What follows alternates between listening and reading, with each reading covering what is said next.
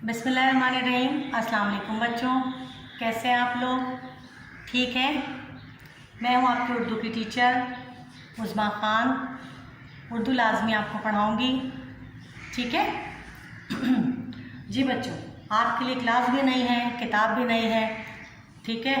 और सिलेबस बिल्कुल चेंज है 9 मैट्रिक के निस्बत, ठीक है। तो थोड़ा सा हमें अपने सिलेबस पे फोकस करना होगा। सब बच्चे उर्दू लाजमी की किताब निकाल लें, ठीक है। फर्स्ट ईयर में बच्चों एक चीज़ आपको बताती चलूँ, 2 किताबें होती हैं उर्दू की। एक होती है उर्दू लाजमी और एक होती है आसान उर्दू, ठीक है।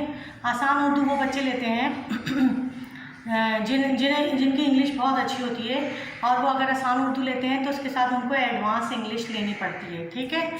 और बाकी के जो बच्चे हैं वो उर्दू लाजमी पढ़ते हैं। अगर कोई ऐसा बच्चा जिसकी उर्दू जिसको उर्दू मुश्किल लगती है तो वो आसान उर्दू ले सकता है। जिन फॉर्म सबमिट कराने से कबल ये फैसला करना होता है, ठीक है। और आप अगर आसान उर्दू लेंगे तो लाजमी सी बात है, ईजी उर्दू अगर आप लेंगे तो लाजमी आपको एडवांस इंग्लिश लेना पड़ेगी, तभी आपको इजी उर्दू मिलेगी। हर बच्चा नहीं ले सकता, हर बच्चे को लाजमी उर्दू पढ़नी पड़ेगी, ठीक है। यहाँ तक बात क्लियर हो गई। अब मैं आपको सिलेबस के मुतालिक थोड़ा सा बताना चाहती हूँ, ठीक है। आज हमारा पहला लेक्चर है बेटा। सब बच्चे सुन लें। आप किताब को जब भी हमारा लेक्चर होगा किताब लाजमी लेकर बैठेंगे, क्योंकि किताब के बगैर जो है आपको कुछ समझ नहीं आएगा। बहुत सारी चीज़ें ऐसी होती हैं कि जब हम किताब के साथ उसको पढ़ते हैं, किताब पर फोकस करते हैं और उसको समझाते हैं, ठीक है। अगर आप किताब नहीं लेंगे तो फिर आपके लिए प्रॉब्लम होगी, सही। तो किताब ज़रूर लेके बैठिएगा। अब जिन जिन बच्चों के पास किताब है तो वो बच्चे किताब निकालें और उसकी फहरिस्त निकालें, ठीक है, ताकि मैं उसके साथ ही आपको समझाती रहूँ, ठीक है, समझाती हुई चलूँ, ठीक है। आप देखिए उर्दू अदब यानी कि उर्दू की किताब जो है हमारी 11वीं जमात की किताब जो है उर्दू लाजमी की, उसको 2 हिस्सों में तकसीम किया है, ठीक है। यानी कि उर्दू अदब हमारा वैसे ही 2 हिस्सों में तकसीम है। एक होता है हिस्सा नसर और दूसरा होता है हिस्सा शायरी, ठीक है बच्चों। अब आप देखिए बोर्ड की तरफ, ये मैंने बोर्ड पे मेंशन किया हुआ है, हिस्सा नसर और हिस्सा शायरी, ठीक है। हिस्सा नसर में हमारे पास क्या क्या है 11वीं जमात की किताब में? नसर हमारे पास नसर में क्या क्या है? हमारे पास मज़ामीन है, नावल है, तंज़ो-मिज़ा है, सफ़रनामा है और खुतूत है, ठीक है। हिस्सा नसर में हमारे पास ये चीज़ है। हिस्सा शायरी में हमारे पास क्या है? हमदुनात है, मंजूमात है। मंजूमात नज़म की जमा को कहते हैं, ठीक है, और गज़लियात है। ये हमारे पास शायरी में, ठीक। अच्छा, ये हिस्सा नसर क्या होती है बच्चों? पता होगा आपको। जो पैराग्राफ की सूरत में लिखी जाती है वो नसर होती है। जैसे अल्फाजों के मजमूए को एक जुमले की शक्ल दे दी जाए और फिर जुमले को एक इबारत की शक्ल दे दी जाए तो ये नसर है, ठीक। शायरी क्या होती है? जब दोनों जो है दोनों शेर को आपस में मिला दिया जाए और उसमें ग्रामर की क़ैदोबंद हो, वो शायरी कहलाती है, ठीक है। एक जैसे मिलते जुलते अशार भी होते हैं, बगैर मिलते जुलते भी अशार होते हैं, ठीक है। शायरी में क्या होता है? शायरी में इंसान अपने जज्बात और एहसास की तर्जुमानी करता है। जब शायरी हिस्सा पढ़ेंगे तब मैं आपको बताऊंगी, लेकिन अभी हम सिर्फ और सिर्फ अपने सिलेबस को फोकस करेंगे। आज का हमारा लेक्चर जो है उस सिलेबस के बारे में जानना और बोर्ड के एग्ज़ाम के पेपर के मुताबिक पेपर किस तरह आता है उसके मुताबिक हमें चलना है, ठीक है। सबसे पहले हम अपनी जो है सिलेबस के बारे में बात करेंगे। तो बच्चों फहरिस्त निकालिए, आपको बताऊं कि हमें किस तरह चलना है। देखिए फहरिस्त में हमारे पास आ रहे हैं मज़ामीन, नावल, तंज़ो-मिज़ा, सफ़रनामा और खुतूत, ठीक है। नसर में हमारे पास शायरी में ये सब चीज़ें, ठीक। अब क्या है, जैसे अगर हमने एक मजमून पढ़ा, सही, एक मजमून पढ़ा तो हम उसके बाद दोबारा मजमून नहीं पढ़ेंगे। हम हिस्सा शायरी में से एक नज़म या गज़ल या हम या नात, इनमें से कोई चीज़ एक पढ़ लेंगे, ठीक है। अब क्या होगा, अगर हम सिर्फ और सिर्फ नसर पढ़ते रहेंगे तो फिर हम नसर से उकता आ जाएंगे। इसलिए लिहाजा हम एक नसर पढ़ेंगे, एक नसर में से मजमून पढ़ेंगे, एक नावल पढ़ेंगे या खुतूत में से कोई एक चीज़ पढ़ेंगे, तो फिर हम उसके साथ एक एक नज़म और एक एक गज़ल भी साथ साथ पढ़ते जाएंगे, ठीक है। इस तरह हम अपने सिलेबस को आगे बढ़ाएंगे, ठीक है। नसरी हिस्से में से मजमून पढ़ा दिया तो शायरी में से गज़ल पढ़ा दी, सही। इसी तरह से हम यहाँ पे चलेंगे। यहाँ तक आप लोगों की बात समझ में आ गई, ठीक है। नसर में हमारे पास कितने मजमून है? 7 मजमून है। नावल हमारे पास 3 है, तंज़ो मिज़ाह में से 3 मज़मून है, सफ़रनामे हमारे पास 2 हैं और खुतूत भी हमारे पास 2 हैं। ठीक, जबकि शायरी हिस्से में से हमारे पास हमदो नात के अलावा 7 मंजूमात हैं। मंजूमात से मुराद नज़में, ठीक है, और इसमें 8 शायरों की जो है 2-2 गज़लें। ठीक, अब 2-2 गज़लें हैं, हम एक एक गज़ल पढ़ेंगे, फिर इसके साथ हम आगे बढ़ते जाएंगे। ठीक है, इसके बाद सबसे पहले हम अभी ये क्या करते हैं, गज़ल याद तो पढ़ेंगे, उसके बाद समझ में आ जाएगा। ठीक है, अब हम अपने पेपर की तरफ आते हैं कि बोर्ड पेपर हमारा किस तरह से आता है। ठीक है, बोर्ड का पेपर हमारा किस तरह से आता है बच्चों, सबसे पहले मैं आपको थोड़ा सा देखिए मुख्तसरन बताऊंगी, क्योंकि आप जो है कंफ्यूज ना हो जाएं पेपर आने से पहले कि पेपर में इतना कुछ आता है। 9 सवाल आते हैं बोर्ड के पेपर में। ठीक है, कुल 100 नंबर का पेपर होता है, 20 नंबर के MCQs होते हैं, हिस्सा अलीफ में से, हिस्सा बे में से सवालात होते हैं, फिर हिस्सा जीम जो होता है वो 15-15 नंबर का के 2 सवाल होते हैं, लॉन्ग क्वेश्चन होते हैं, और 30 नंबर का वो हिस्सा होता है। ठीक है, तो MCQs क्या करना होता है, आप MCQs आप लोगों को भी आते हैं कि जो है जो खाली जगह होती हैं वो जिस तरह आपने 9th मैट्रिक में खाली जगह वाले काम किए हैं, इसी तरह एक MCQs में एक सवाल पूछा जाता है, इसके 4 ऑप्शन होते हैं। ठीक है, और उन 4 ऑप्शन में से एक आंसर आपको सही जो होता है वो लिखना होता है, ना कि आप उसका नंबर डाल के लिखें या फिर आप जो है टिक मार्क कर दें, ऐसा नहीं है, आपको पूरा आंसर जो है वो देना पड़ता है। इस तरह 20 के 20 जो है आपको आंसर्स देंगे तो आपका ये सवाल कंप्लीट हो जाएगा। ठीक है, हिस्सा सवाल नंबर 2। ठीक है, अब हिस्सा बे शुरू हो गया, हिस्सा अलीफ में सिर्फ और सिर्फ MCQs होते हैं। ठीक है, हिस्सा बे में अब हमारे पास सवाल शुरू हो जाते हैं। हिस्सा बे में सवाल नंबर 2 है हमारे पास। सवाल नंबर 2 क्या होता है, अशार की तशरीह होती है। कौन से अशार होते हैं, गज़लों के अशार होते हैं बेटा। 6 जो है अशार होते हैं, गज़ल किसी भी गज़ल के अशार ले लिए जाते हैं और 6 अशार होते हैं, उसमें से आपको सिर्फ और सिर्फ 2 करने होते हैं। ठीक है, कितने करने होते हैं, 2 करने होते हैं। और अशार की तशरीह क्या करते हैं, अशार की तशरीह से पहले आपको एक हवाला है, तारुफ देना पड़ता है कि ये शेर किस शायर का है। ठीक है, फिर वो तारुफ आपको देना पड़ता है, उसके बाद आप तशरीह की हेडिंग डालते हैं। जब वो क्वेश्चन आएगा तो मैं आपको किस तरह से सॉल्व करते हैं वो बता दूँगी। नंबर 3 जो है आपका होता है इक़्तिबास की तशरीह।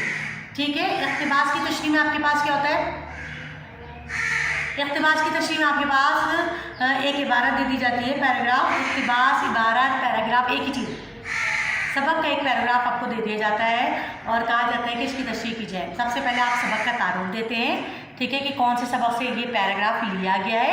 उसके बाद आप जो है मुसन्निफ़ का हवाला देते हैं, उसका तारुफ देते हैं, उसके बाद तशरीह की हेडिंग डाल के तशरीह करते हैं। ठीक है, ये होता है तीसरा सवाल।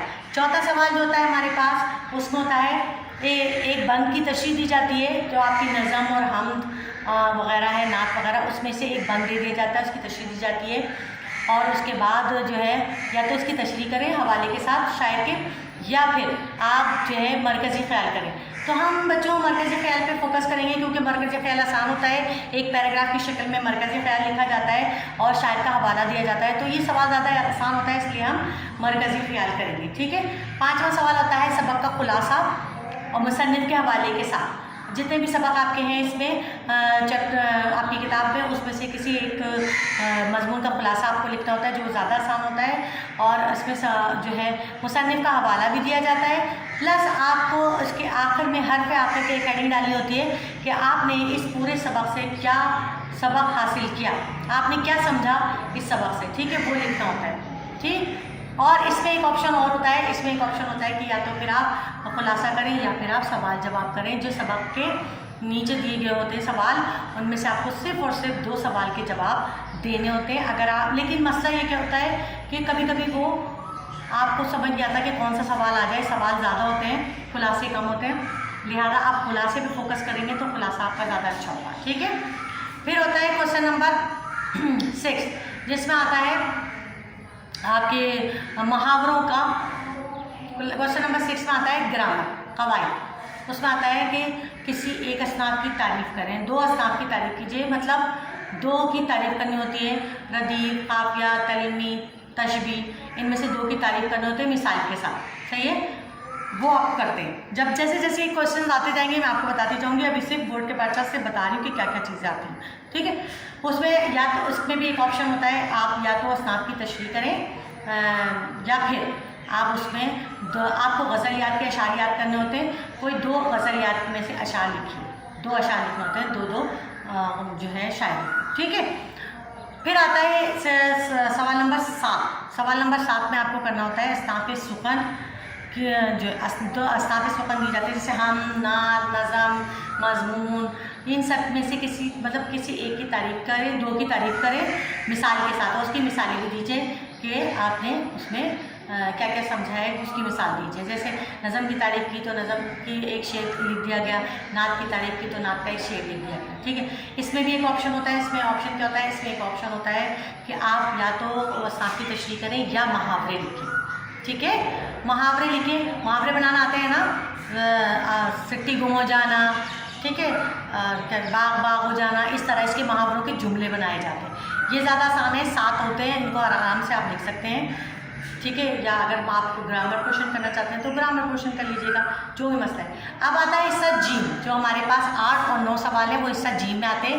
15-15 नंबर के सवाल हैं। ये 15-15 हेडिंग के क्वेश्चन है बेटा, लॉन्ग क्वेश्चन है, एक सवाल 15 नंबर का है। इस पर फोकस करेंगे तो आप जो है ज़्यादा नंबर हासिल करेंगे। 15 हेडिंग का ये सवाल इस तरह होता है कि पहला जो होता है 8वां सवाल होता है शायरों के कलाम पर तबसरा आता है, ठीक है। शायरों के कलाम पर तबसरा, उसमें आपको क्या करना होता है शायरों के कलाम पे तबसरे में तारुफ के साथ फिर जो है आपको 11 से 15 हेडिंग आपको लिखनी होती है, और आखिरी हेडिंग होती है नाक़दीन की आरा, जिसमें आपको बताना होता है कि इन शायर के बारे में जो तनकीद निगार उन्होंने क्या कहा है, ठीक है। फिर आता है हिस्सा सवाल नंबर 9। सवाल नंबर 9 इसमें आता है नसर निगार पर तबसरा, ठीक है। जो आपके जितने भी मुसन्निफ़ आपकी किताब में मौजूद हैं उनकी जो है नसर निगारी पर तबसरा आता है, वो भी 10 से 12-15 हेडिंग का क्वेश्चन होता है, ठीक है। और उसमें भी पहला तारुफ लिखा जाता है, उसके बाद आखिरी हेडिंग नाक़दीन की आरा होती है। लेकिन इसमें एक ऑप्शन होता है हमारे पास, या तो आप ये 15 हेडिंग वाला क्वेश्चन करें या फिर आप मजमून लिखें, ठीक है। लेकिन मजमून का ऐसा होता है कि कभी भी जो है ज़रूरी नहीं है कि आपने जो मजमून याद किया हो या जब आपको मजमून आता हो वही आ जाए, मजमून हट कर भी आ जाता है। लिहाजा हमें इस सवाल पे फोकस करना होगा जो हेडिंग वाला, ठीक है। यहाँ तक आप लोगों को बात समझ में आई? मैंने पूरा पेपर आपको बता दिया, ठीक है, कि बोर्ड का पेपर किस तरह से आता है, ठीक है। और मैंने आपको किताब से सिलेबस भी समझा दिया कि किस तरह से हमें अपने सिलेबस को लेकर आगे बढ़ना है, ठीक है।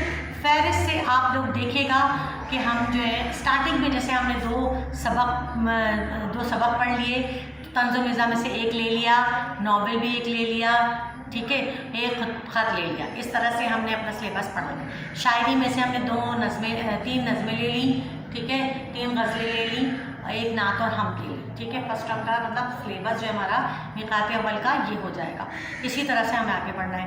अगर आपको बच्चों कोई बात समझ में नहीं आई हो तो मुझसे रब्ता कर सकते हैं, और जो है अगले जो है हमारा लेक्चर में मैं आपको जो है पहला हिस्सा नसर में से पहला सबक जो है नसर में रस्म व रिवाज की पाबंदी के नुकसानात वो पढ़ाऊँगी और समझाऊँगी। लिहाजा आप लोग तमाम बच्चे जिन्होंने बुक नहीं ख़रीदी है या जिनके पास अभी तक बुक नहीं है वो बुक ख़रीद लें, क्योंकि जब हम इबारत पढ़ेंगे तो उसके लिए बुक आपको लाजमी चाहिए होगी, ठीक है। अब मुझे इजाज़त दीजिए, अगले लेक्चर के लिए अल्लाह हाफ़िज़।